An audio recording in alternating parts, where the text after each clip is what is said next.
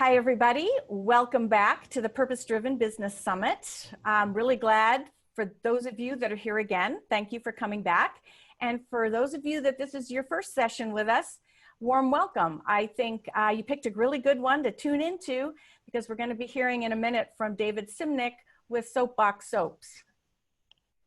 Really good stuff. Yeah. My little pitch for you here. Appreciate it. Yeah. So just a couple reminders before we get to the meat of our session. One is that all of the recordings from all of the speakers are going to be in the YouTube channel under my playlist, and you'll get a link in all the email correspondence to help you get there. If you just go and search for it, they're unlisted. So you actually have to use the link to get in, and it's people that have been registered or speakers that have access to that. So you will make sure you check out the other speakers if you haven't already. And if you want to listen to David again, you're certainly welcome to. And then just want to mention the Facebook page. We have a private Facebook group. You know, in the days of Zoom, we're not all in the same place, which in this case is probably good because we have people attending from like 10 different countries. So some of them are asleep right now and we'll be watching later. So the Facebook group is really meant to be a place for attendees and speakers that want to engage with each other, share what they're up to, ask questions, share ahas. So if you'd like to be part of the conversation, I'd like to invite you to join that. You go to Facebook groups and it's under Purpose Summit and you submit a request and we let you in and then you get to talk with everybody. So those are my logistical reminders. So I'd like to jump right in and start talking with David. So welcome to the summit. Thank you for making time to share your insights and thoughts with everybody attending. Really appreciate it. Absolutely. Thank you so much for having us, Sue. Yeah, glad to. As I'm a fan, it's all good. So why don't we start by you kind of telling us a little bit about your background and how did you end up founding SoapBox Soaps? Yeah, so basically my co-founder and I started SoapBox back in 2010. And I used to work for the United States Agency for International Development as a subcontractor. Huh? So the objective was, how can we create a company where each and every purchase of any of our items donates a bar of soap? So there was some inspiration from like Tom's and Warby Parker started about the same time that we did. And thankfully, we've grown at a really nice clip. But especially, you know, this year, given what's happened with COVID, and we make, you know, soap and hand sanitizer and personal care products, we've been able to help with getting access to these essential products to frontline workers and to our retail partners and to offices throughout the country, into food service, into e-commerce partners. It's been crazy. I don't think my team and I have slept much, but it's been a privilege and an honor to be able to really step up and meet the need. So, you know, for us, it's kind of interesting because both the mission as well as what we sell are just completely in synergy when it comes to fighting COVID. So we've been able to donate over 4 million bars of soap, both domestically as well as abroad throughout 2020. We probably will hit well over 10 million this year, just this year. Wow. Of what we've been able to donate. And I think what's really also interesting, just given the nature of your audience, is how we give is very different. So we don't just donate from the United States to country X. We work with that community within country X in order for that local maker or that local community to procure soap through hygiene education or even hygiene access. Like right now, we're just focused on like get access of soap or sanitization or clean water or whatever it is a part of wash to these communities that they then can fight off the spread of COVID. But I think also, you know, it's like we've been telling people to wash their hands for over 20 seconds for 10 years. Uh-huh. And when you couldn't escape it at the beginning of COVID, like you heard on radio and saw on TV and digital ads and everything, and just like wash your hands. I was like, ah. Yeah. So anyways, that's kind of a brief of who we are, why we started, but also what we're doing now. Well, you clearly started way before COVID hit the ground, and you've gotten some visibility because you pivoted pretty quickly to make hand sanitizer, which wasn't one of your main products originally, correct? No, it was not. So hand sanitizer for us was always in the pipeline. Mm-hmm. We knew how to make it. It was obviously adjacent to a lot of the categories that we sell. But before this, it was such a commoditized product that it really didn't make sense to launch. And I think, what's so interesting about, from a supply chain standpoint, what's so interesting in everything, like, we just literally got off a phone with a retailer, and before that we were on the phone with another one of our retail partners. And what's fascinating is that, like, you see that these categories, disinfectant wipes, there's Clorox and there was Lysol, and then there's private label that probably was made by one of those two anyways.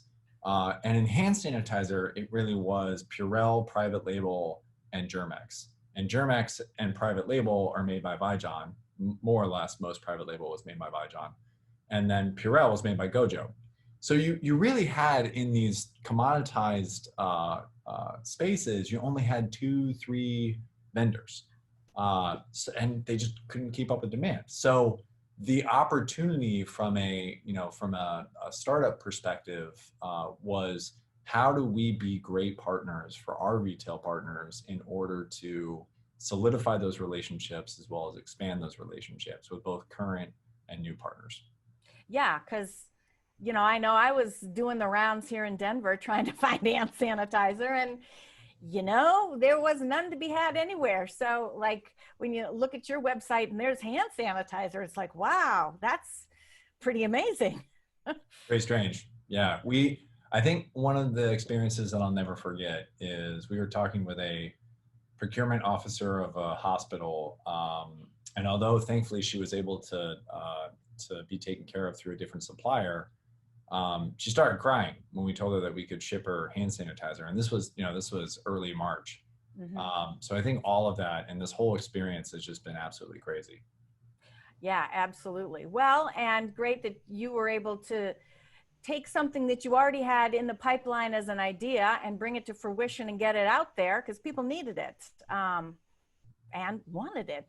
So, and like you say, new partnerships and new things to get out. So good for you for taking advantage of it, because you're known for these other things. Right. For the most Right. part. Absolutely. Yeah. So it's interesting because you worked for USAID. We had a brief couple seconds before the summit session started that you were a former AmeriCorps member, which, as I said, that's kind of funny that both speakers today, had a good heart, that's why they went in and did AmeriCorps, because of, values and such. And then afterwards have decided, okay, we want to continue to be able to give back, but to do it through business. So, fun that today's kind of former AmeriCorps member day. So you were actually doing teaching. So then, how did you get into working with USAID and water projects to get exposed to what really encouraged you to do soap? Yeah, so it's interesting. My experience was, I was the guy who basically would find new chief of parties for projects for this agency that I worked with, that then would bid out on USAID or World Bank or IMF or Oxfam or whoever it was, projects. And my role there was really trying to find these chief of parties. And in doing so, I would read, these thick after action reports. And what I realized is that in 2009, there was a lot of focus on water, and building out access to clean water. And there was growing focus on sanitization, which a lot of credit goes to the Bill and Melinda Gates Foundation, because they put a lot of focus on, where do you defecate and how close is that defecation to food prep and so on and so forth. But I just felt like there was a big dearth in terms of hygiene.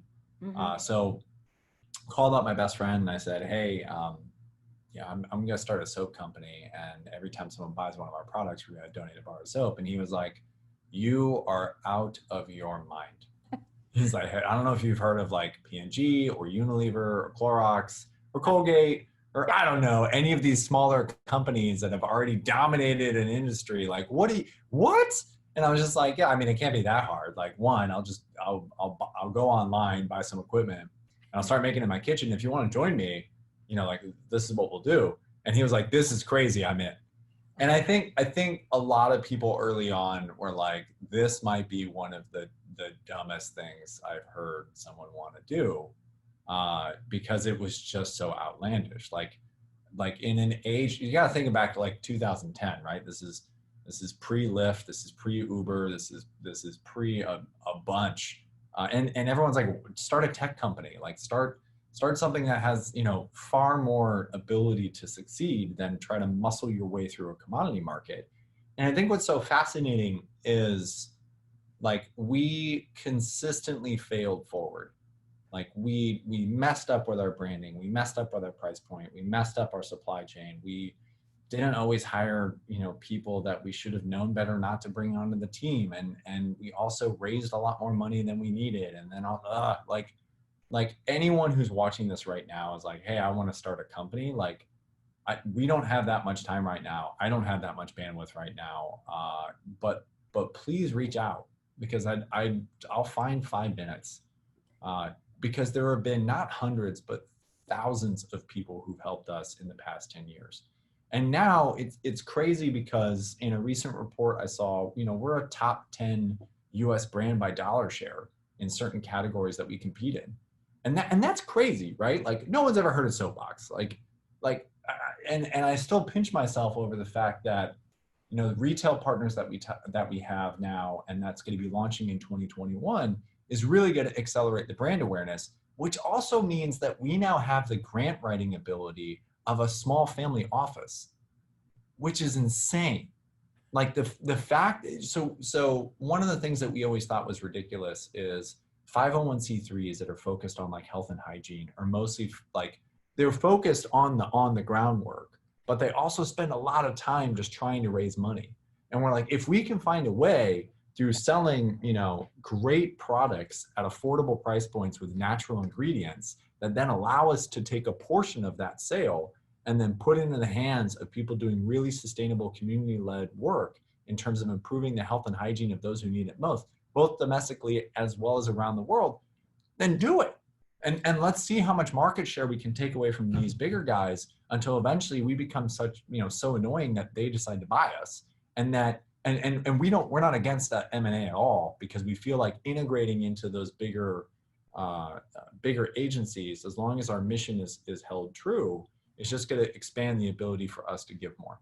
So I know I went on a whole like you started here, you ended here, somehow you went back to your mission. So apologies for the over-caffeination. No, it's actually inspiring to hear your enthusiasm and your honesty about, like you start down a path and then, woo, you got to talk to lots of people, make some choices that work out and some choices that don't.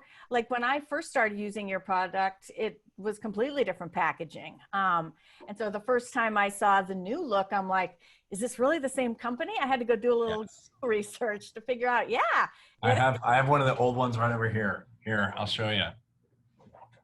It's funny because we're like, hey, it doesn't, you don't need to be in this industry to realize that there's going to be a massive difference when you start selling this versus this. Yeah. But I also think it's really interesting, right? Because like, Sue, there were a lot of people who told us to give up. So we launched in a bunch of retailers with this and we just refused to give up. Mm-hmm. And all through 17, we worked with an agency on this. Mm-hmm. And then eventually we got to a point where in 2018, this started launching. We saw a drastic uptick in how well this was doing. And then in 19, we doubled. And then this year we were on track to double. And now we will grow by 10, 11, 12, maybe 13x. Wow. Excellent. And it's an affordable price point, and it does good at the same time. So what's not to like? So Sue, thank you. I need, like, we should just take parts of this and put it into like our digital advertising. Like, thank you. you're welcome to. So one of the things that's fascinating, and I want to get in a minute more into what you're doing on the ground for community development in the places that you're supporting. But one of the things that's fascinating is on every bottle, there's this Hope code. So tell folks like what that is and what it does. Yeah, absolutely. So as you said, on the back of each one of our items is a unique identifying number where you can actually take that to our website, put it in, and see exactly where that other 1-for-1 went. And for us, we actually didn't expect a lot of people to do that. But we're pretty shocked at like, we see about like a 1.5 to 2% redemption rate on that. So I think it's pretty crazy in a sense that you're seeing similar redemption rates of like coupon programs or like, the box top program that General Mills runs. Like, we don't expect everyone to do it, but we also expected like 0.25%, not 2. So the fact that we're bringing someone along with us and allowing them to see, like, because anytime someone buys our product, it's you're making the difference. Soapbox is just we're just the conduit. That's the way that we've always, like, we have a promise to our customer to provide an affordable natural product that should exceed, surprise, and delight expectations. But through that purchase, and what's crazy is, when we first started the company, we were like, okay, hey, the mission is what's going to differentiate us. Now we always look at this as the mission is the cherry on top.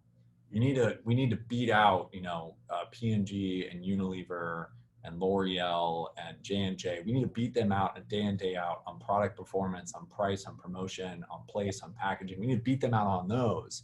But then when that customer realizes that we have that mission, that's the stickiness where we have that customer probably at a far higher, well, not probably, I know that we have a far, far higher loyalty rate than most other brands. I think last time I checked our like IRI or MULO, we have about double to like 2.5 x what the average loyalty rate is. Wow. And that's just because, look, I mean, when you are able to make an emotional connection with a customer and you're able to say, you are making this difference, you're empowering this, and we're able to say, come kick our tires and like, come with us on this journey and meet the people that you were able to actually donate to. And that, to us, that's just incredibly important.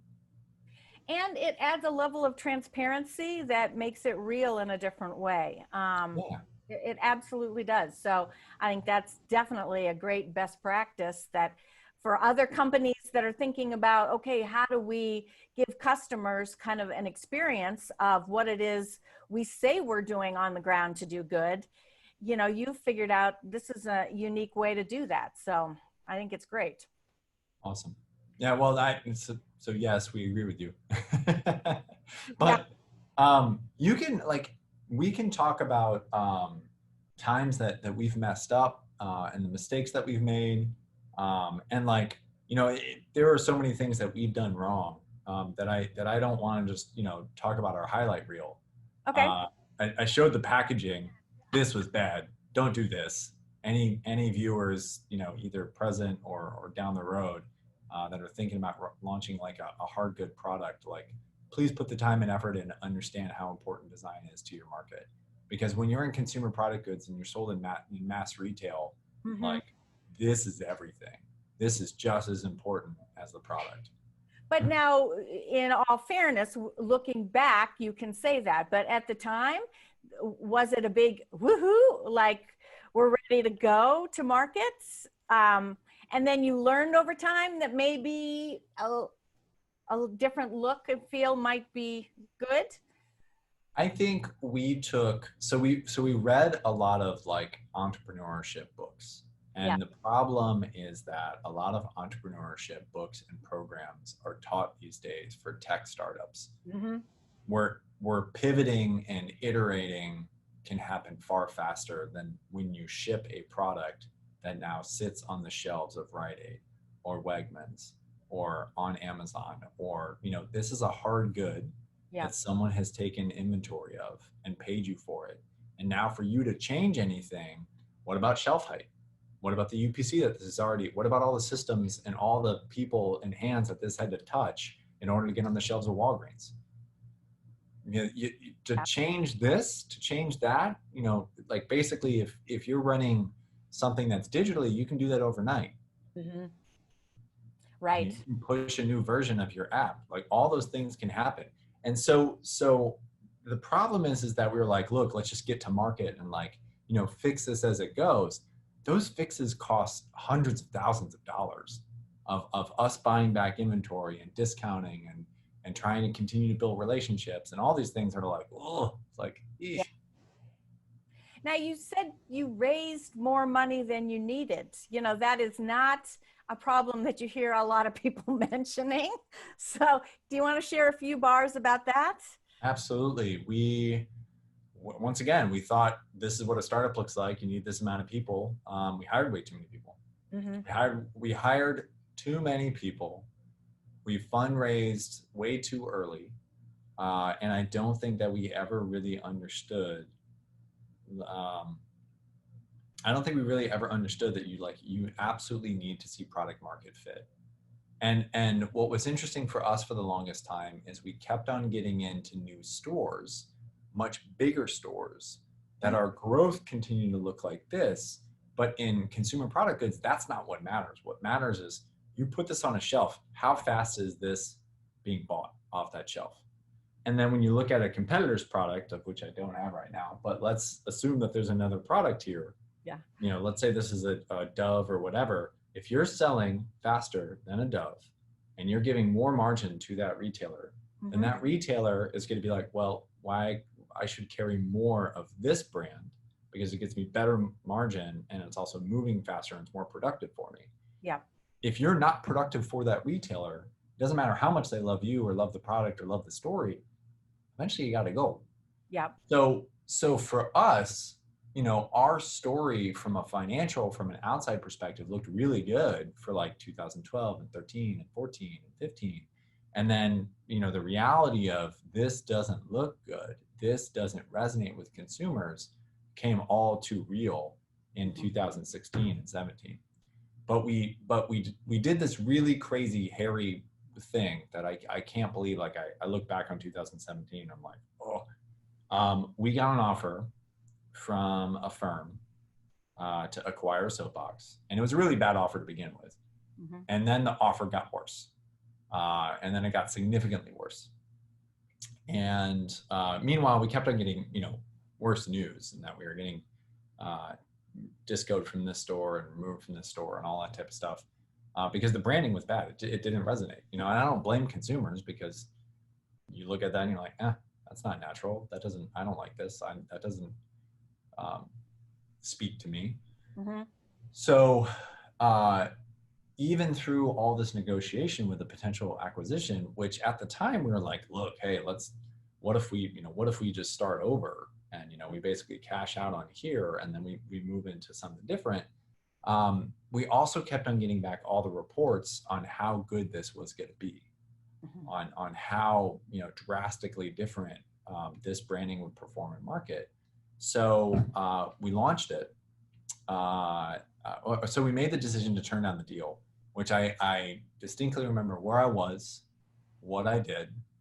I pressed send to the people who we turned down, closed my laptop. It was a Friday evening, and I had to go drink a couple beers because so it was exhilarating in a sense. It was just I was like, oh my gosh, just but also at the same time, it meant that, okay, so I was doubling down on something that also had a lot of problems, and a lot of fixing.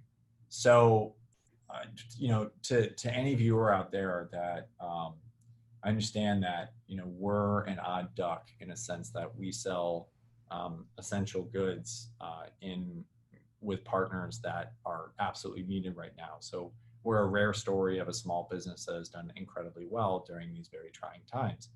For most other small business owners, let me tell you, It is incredibly difficult at times. But the hallmark that I've seen in really successful entrepreneurs in the consumer space is resilience. Mm-hmm. Well, and so I'd be curious on your thoughts. So you said, not exactly these words, but made the strong point that you've got to compete on quality, and your products have to be able to be out there with the leading competitors, especially coming in as a small company, and that you also have, like you called it, like the cherry on the top, the mission purpose piece that helps, but that's not always the frontline reason why people they might buy a bottle once, but then may never do it again. So for what tips would you have for people on how much to really promote the purpose part versus really focus on making sure that it's not just a quality product, but it has to look like quality too, because that's another strong message that you're sending, because your product inside the bottle is similar to what it would have been before, correct? What's crazy is that nothing changed. Nothing changed in formulation, nothing changed in price point, nothing changed in, we make our stuff in the United States. It's also one of the reasons that we've been fairly insulated from all the recalls that have happened of other hand sanitizers. That's also because we don't make our hand sanitizer with methanol, but surprise. Don't make your hand sanitizer with toxic ingredients. Clue number one. Yeah, right. FDA doesn't like that for some reason. Yeah. But what I would say is the mission is a nice to have. When it comes to the consumer's first purchase. You need to win on all the things that she or he is looking for out of that product, service, offering, whatever you're selling. As a mission-driven business, you need to win on all those things that matter. The nice to have is the fact that you're a business with a conscience. And in my opinion, that has a signaling effect that you got to treat that consumer right. That they call and they say, hey, I don't like this product, that you got to do the right thing. That, if you're a service-based industry and something happens where, a customer, you're a cleaning service and you have some type of sustainable give back program or whatever, it's a signaling fact that you're a company with a conscience, that you understand that as a business and running a business, that you can have some substantial impact in the choices you make on the environment and the community around you. And what I think is one of the most important things is the people you employ. So I always love saying work family. It's weird, but I think that you should treat the people that you hire as if they were a family member. And that means just like you go the extra mile if you ever have to let someone go. Now granted, if they violate your trust and or are wildly negligent or do something wildly illegal, right, Right. There's limits to this, but I think that I think that having a mission is a signaling effect to consumers that you're going to treat them right, and this is a business that they should trust. But then also, consumer habits have changed, and I think you can see that in terms of the products that we buy and the ingredients that we look for, and brands that have really stood out, especially during 2020, where you've seen major brands taking stands that 5 years ago they would have thought was political suicide for them to. So I think that more and more consumers are realizing that they have a vote with their dollar as much as they have a vote at the ballot box. Yeah. And they're going to choose to support brands that reinforce what they believe in. But then also, I think really good branding. I think excellent branding is not just saying, hey, here's a solution to all your problems for whatever product, service, offering you're looking for, but also how does this brand help identify who I want to be? Oh, that's interesting. Yeah. Yep. Cool. So tell me more about the give back part, because you've been very thoughtful, from what I can see on the website, about how you do your partnerships on the ground, and you don't just dump off product and kill the local market. You're actually employing local people with partnerships. So tell us more about your approach to how you're doing some of that on the ground work that's part of the big picture of your give back. Yeah. So first and foremost, thank you for caring. It's not too many people want to dive into the level of detail that I think that we have taken. So we actually have someone here whose job is to manage all the grants that we are able to provide. And our promise to our consumer that they make possible is that if you buy one of our products, we're going to donate a bar of soap. How that bar of soap is originated, if it's recycled, if it is made in northern Uganda, if it's made in India, if it's recycled in Myanmar, if it is repurposed in Washington, D.C. or Detroit. There's so many different ways that that other bar can take place. And what we try to do is think of what is the most sustainable way that we can actually work with this partner. And then what is also the longest impact that we can have within this community. And oftentimes, and I really genuinely believe this at my core, oftentimes communities know how to fix their own problems. And I think good aid, good development is more listening than talking. So the type of partners that we work with are very thoughtful about how they do the work that they do. And also one of the other things that so some examples of that, we are privileged and honored to work with Eco Soap Bank. Eco Soap Bank was a CNN hero. Samir is fantastic. Please check them out. If you just Google Eco Soap Bank, you'll find ecosoapbank.org. He basically works in well over 12 different countries around the world, but he got to start in Southeast Asia, where he pays women way above what the average wage is to basically be a part of a gigantic soap recycling program of taking soap from hotels that would go in the landfill, repurposing them through basically anytime you steam soap, it just cleans itself, so it's back to new. CDC has checked it out. They say it's retail grade. Same thing with the World Health Organization. So what we do is we provide basically the funding for each of the bars to be repurposed and or bought. We do both with Eco Soap Bank. But yet all of these women are then able to go out into their communities and basically either resell, so it's like a microfinance program, or a part of school health and hygiene programs. So what we found in terms of health and hygiene is that it really is about building that habit when you're young. A lot of us, probably your viewers now or viewers later watching this program, know that after you defecate or before meal prep, you wash your hands. So not everyone does that, but hopefully a lot more now.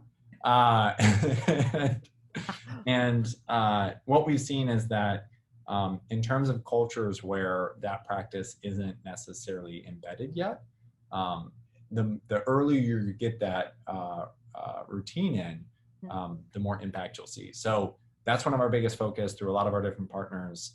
And then it's about, how do we slowly leave any type of situation or community that we're in so that they're able to solve their own problem. Domestically, it's a little bit different. Domestically, we look at homeless shelters and food pantries. Health and hygiene products are not covered by SNAP, oftentimes food stamps. So we step in there in a big way. So we're able to provide soap as well as other hygiene products to Feeding America, Feed the Children, World Vision, Feeding South Florida, Thrive DC, you name it, probably we've worked for them. Community Action Network, so it's really interesting. President Johnson set up a huge redistribution system throughout the United States called Community Action Networks. So if you're a grocery store and your food is about to expire and you can't sell it because it's out of lot code, you basically donate to a CAN, a Community Action Network, and then they redistribute it to a bunch of other 501c3s. So there's this huge hub and spoke model all throughout the United States that we work with just to make sure that homeless shelters and food pantries have access to hygiene. It's awesome. The aid part of what we do is the easiest, believe it or not. But it's also, in my opinion, the most exciting because you get to see the direct impact. And then last but not least, and not to get too mushy, I remind this on my team. If you look at the 2 of the top 5 reasons why children under the age of 5 unfortunately perish of preventable causes, 2 of them are very easily stoppable by clean water and hygiene, or access to hygiene. And that is diarrhea, which how that's still one of the top 5 reasons why children under the age of 5 die blows my mind, and acute respiratory disease. Yeah. So 33% of acute respiratory diseases can be stopped if you just introduce this practice with soap and clean water after defecation before meal prep. Or, children under the age of 5 probably aren't doing meal prep. They might, depending on the community, but if you're 2, probably not. But the other part is diarrhea can be stopped in half. Like that's the crazy one, right? Waterborne illness, like you just introduce that practice within the community. You provide that access to both clean water and soap, which we are so privileged to work with so many different great organizations that have the water part and we take over the hygiene part. It's amazing. So what I say to my team is that given that at the end of this year, we will have donated well over 20 million bars of soap. I don't know their faces and we don't know their names, but we know for a fact that our customers have saved lives. And that's amazing, right? Like that to me is some of the best coffee, like go run through walls, wake up early, stay up late, work the weekends to maximize that impact. Yeah. That's an amazing, well, and you've been around and you can stayed on it and you've been doing a lot of good. So I love hearing more of the details of the behind the scenes parts. So thanks for sharing some of that. Now, I like another question on your LinkedIn profile. It said something about impact driven brands, and what's that? Yeah. So we went from almost getting acquired in 2017 to acquiring another company in 2018. So then we became a holding group called Impact Driven Brands. And the whole purpose of that was we wanted to have a holding company that utilized a lot of the strengths that we had in building consumer brands that made a difference, right? So it's not just, and we look at this in terms of 3 pillars. How do you have better natural ingredients for consumption or you're putting on your skin? How do you have a more sustainable supply chain so that the impact that we have on our environment, and are we being good stewards of our environment? And then finally, the third one is how are we actually having a direct give back or some type of charitable component through the consumption of this product. So I wish I had, if you bear with me, I'll be right back. I'm gonna go get one of the other products.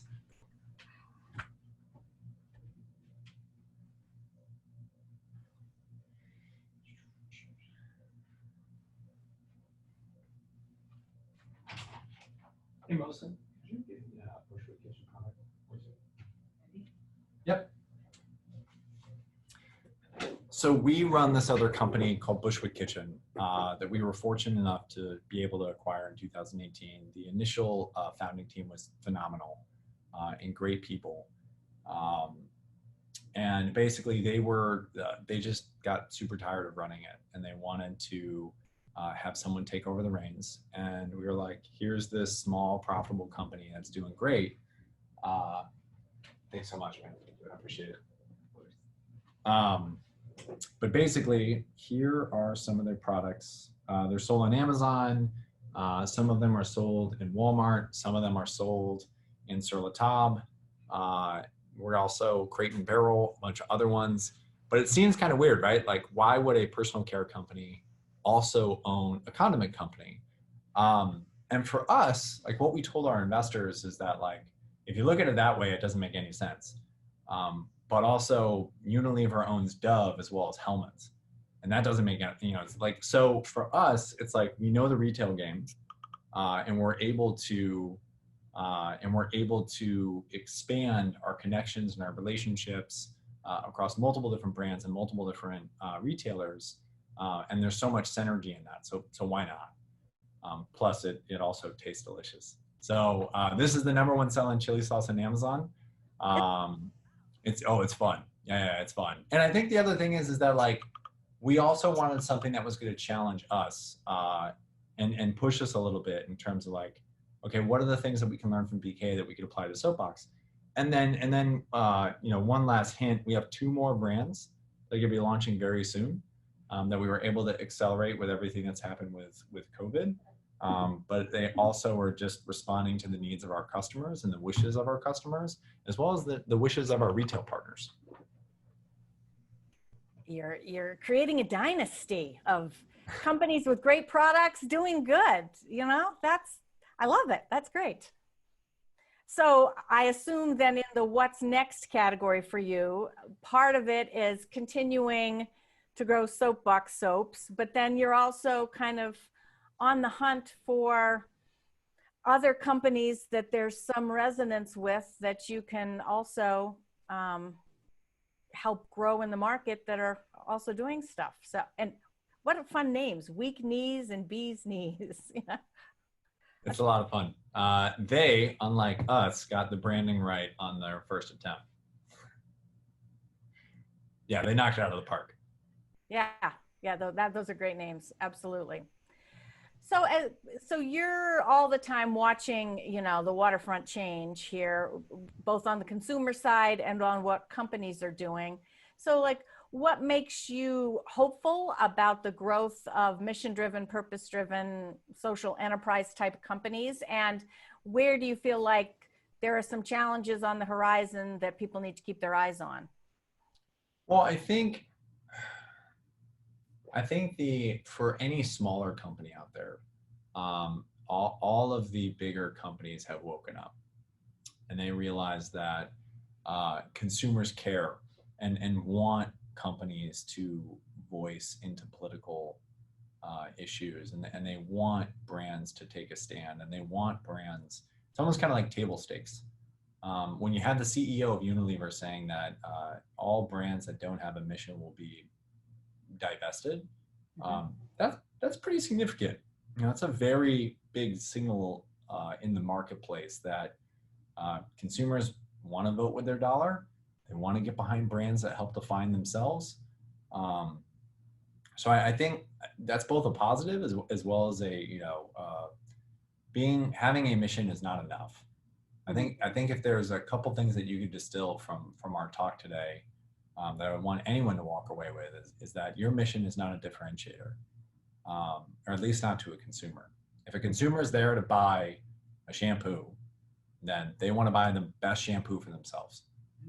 All the things that matter: price, positioning, product, packaging, promo, all these things that matter, like, that's what they're there. That is going to be much more, all those levers are going to be much more in effect instead of a mission. But that mission, if you're looking at 2 products side by side, and, like, that's the thing, the one that has it will win. One that doesn't won't. Well, and it sounds like it helps with the whole loyalty factor as well. It's totally. Like, yes, it's a great product and we love what they're doing, so we love them even more. Right.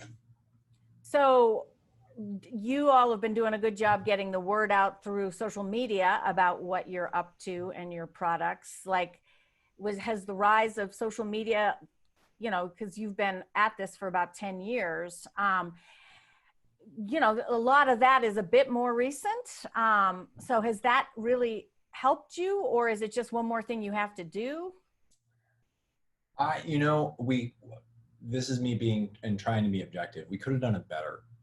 I think that there are brands out there that do a phenomenal job of knowing exactly who their customer is and speaking directly to that consumer. And I think that some of the, like, it's gonna sound like a broken record, but if your brand is a lifestyle brand that reinforces someone's aspiration and or actual lifestyle, then that consumer is going to be incredibly loyal to you. I believe that we are on our way there. I don't think that we are there yet. And I think our social media has kind of reflected that. So we have a pretty good following. You know, I'm reminded by our retail partners on a pretty frequent basis. Like the call right before joining this panel was one of our retail partners saying, like, you guys do some of the best social in the game. And I was like, no, we could do better. And I think a lot of that is, are you creating content that's actually useful, right? Like, are you creating an advertisement that someone sees and goes, great, you know, scroll past. And I think, you know, one of the best phrases I've ever heard from one of our mentors is thumb stopping creative. So people are mostly on their phones these days. You know, you just do this all day long where you're scrolling and you're scrolling and you're scrolling, whether it's TikTok or whether it's Snapchat or Instagram or Facebook or whatever platform. People are just consistently scrolling. How are you stopping?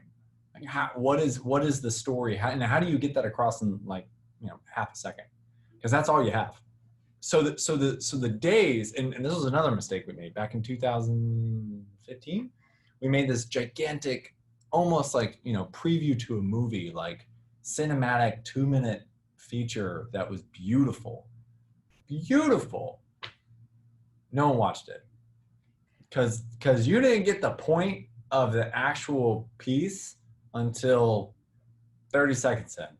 And we just looked at all of our Facebook advertising and it just dropped after 3 seconds. So another word to the wise, if you're creating content, make sure you're creating it for the medium that you're going to display it on. Yeah, that sounds like it makes a ton of sense. And so you personally are active on Instagram and the company is active and you've got a bunch of both, you know, accounts have a lot of followers. So do you think that's an expectation these days that founders, co-founders make themselves visible and kind of give some insights into what they're up to, or is most there's a business account? You know, I think it depends on how you want to run the brand. There are certain and then also, you know, there are risks in terms of having a face of a brand. If I went crazy tomorrow and decided to, like, you know, go run through the streets doing whatever, right? Like, that's a huge liability for the brand, right? So, you know, Jessica Alba with Honest, like, if she went through some type of major scandal, that hurts the brand. So I think also, like, so for us, it's been kind of like, yeah, Dave's more of the front guy, but that's also not fair. Like, I've always felt like it was not fair because Dan, my business partner, as well as Janet and Deidre and Brandy and Megan and Mosin, and, like, I could just keep on going on. Yeah. Much more names, thankfully, to put in there. They all make this happen. You know, like Jessica manages a ton of what we do. It's not just like I'm in the back, you know, somehow. So I think there's always been a little bit of a hesitancy. And then also, like, I'm not the demo, you know, so for this more so, this is about split 50-50 in terms of male to female, but like 82% of our customer base for Soapbox, it's not my gender. So I think another part of that is that if we were to start all over again, you know, I think having a female founder for Soapbox probably would have accelerated us, and rightfully so, right? Like, we need more founders that come from a wide, diverse group of individuals instead of just, I'm a white male, you know, like, there's plenty of me. Yeah, well, there's not so many that have been able to grow something like this that's actually doing a whole lot of good and producing a great product that, you know, meets people's needs. So Yeah, okay. Dude, you're amazing. Like I need like I'm gonna play this back as like a pump up track. Like this is fantastic. Like But appreciate you dude, yeah, thank you. Whew. you're welcome. And I think it's inspiring, because you don't have to be any specific thing to get something going and do a good job and get it out there. So like I think that's inspiring for people. You don't just have to tick some, you know, certain boxes. Thank you. Yeah. Well, as we're wrapping down, for those of you that haven't noticed, David gave a coupon code. So if you'd like to try out their soap, he's giving you a discount. So I will make sure I send that out again so everybody has access to that. So make sure you try it. I think you're going to love it. I'm hooked on it now. So it's all good. David, thank you for your time. Really appreciate you being part of this inaugural Purpose-Driven Business Summit. I think you're a great example, as I've already said, of a company that now has been, you're one of the trailblazers that's been around for a while. And I appreciate the consciousness that you and your team bring to what you're doing to make sure that you keep your eye on multiple things that you have to keep your eye on. And you want to make sure that your version of doing good is not just like writing a check or dumping some product off. You're really trying to do it in a way that is more sustainable and builds capacity. So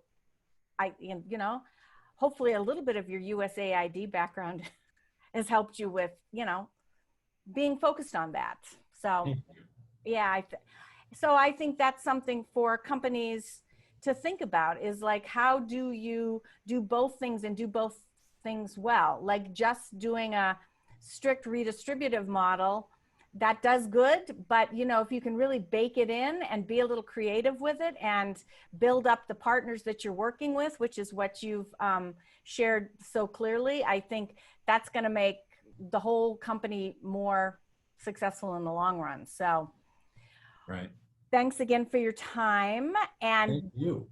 best to SoapBox Soaps and all the other things that you're rolling out soon. That's great. Yeah, it's a wild ride. But thank you so much for the time, Sue. Thank you so much for your kind words. It's absolutely a team effort over here. But sincerely, thank you. You're welcome. And thanks everybody for either listening live or listening later. I hope you were inspired and it gives you some motivation to get out there and do it yourself. So thanks again, David, and bye-bye, everybody.